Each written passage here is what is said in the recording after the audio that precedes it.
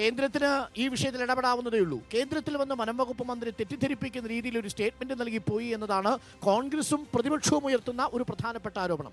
അതിലേറ്റവും പ്രധാനപ്പെട്ടത് ആർക്കാണ് ഈ വന്യജീവികളെ വെടിവെച്ച് കൊല്ലാനുള്ള അധികാരമുള്ളത്?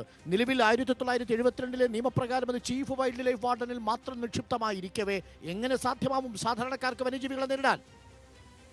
ഈ ചോദ്യത്തിന് വളരെ കൃത്യമായ ഉത്തരമാണ് മിനിസ്റ്റർ കേരളത്തിൽ വന്നപ്പോൾ കൊടുത്തത്.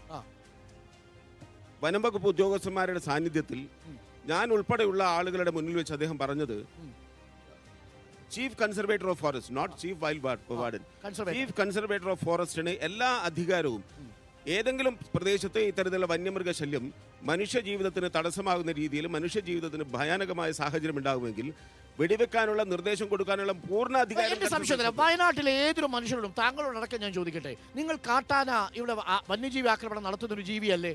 കടുവ വന്യജീവി ആക്രമണം നടത്തുന്ന ജീവിയല്ലേ? ഇതാ കക്കയത്ത് കാട്ടുപോത്ത് ഇറങ്ങിയിരിക്കുന്നു. അപ്പോൾ ഇതിനെ കണ്ടാലുടൻ ഈ പരിസരത്ത് നാട്ടിൻ പ്രദേശങ്ങളിലാണെങ്കിൽ ജനവാസ മേഖലയിൽ വെടിവെച്ചിടാൻ ഒരു ബ്ലാങ്കറ്റ് ഓർഡർ ഇറക്കാൻ എന്താ തടസ്സം?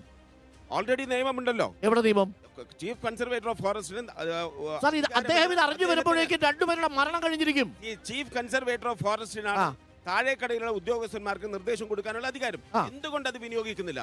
അതിനുള്ള ഉത്തരവാദിത്വം, അത് ചെയ്യിക്കാനുള്ള ഉത്തരവാദിത്വം സംസ്ഥാന സർക്കാരിനാണല്ലോ. എന്തുകൊണ്ട് നമ്മുടെ വനം വന്യജീവി വകുപ്പ് മന്ത്രി അത്തരത്തിലുള്ള ഒരു തീരുമാനത്തിലേക്ക് ഇത്രയും കഷ്ടപ്പാടുകൾ വയനാട്ടിൽ ഉണ്ടപ്പോഴും ഒരു നിർദ്ദേശം കൊടുക്കാൻ പോലും തയ്യാറായില്ല? വയനാട്ടിൽ വരാൻ തയ്യാറായില്ല. ഒരു കാര്യം കൂടി എനിക്ക് സൂചിപ്പിക്കാനുള്ളത്, ഈ പ്രശ്നങ്ങളൊന്നും ഉണ്ടാകുമായിരുന്നില്ലല്ലോ.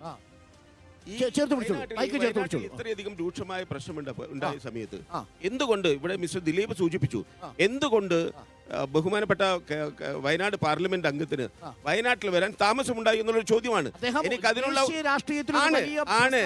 അതിലൊന്നും തർക്കമില്ല. രാഹുൽ ഗാന്ധിയുടെ ദേശീയ രാഷ്ട്രീയ പ്രാധാന്യത്തെക്കുറിച്ചൊന്നും എനിക്ക് സംശയമില്ല. പക്ഷെ ഒരു കാര്യം ഈ ആളുകളുടെ മുന്നിൽ വെച്ച് പറയാൻ ആഗ്രഹമുണ്ട്. വയനാട്ടിലെ എംപിക്ക് വയനാട്ടിലെ വഴി ഏതാണ് എന്ന് ഡൽഹിയിൽ പോയി ചോദിച്ചാൽ അതിന് മറുപടി വഴി കണ്ടെത്താനും സാധിക്കില്ല. കൂടെ പരിവാരങ്ങളില്ലെങ്കിൽ വയനാട്ടിൽ വരാൻ വേണ്ടി സാധിക്കില്ല.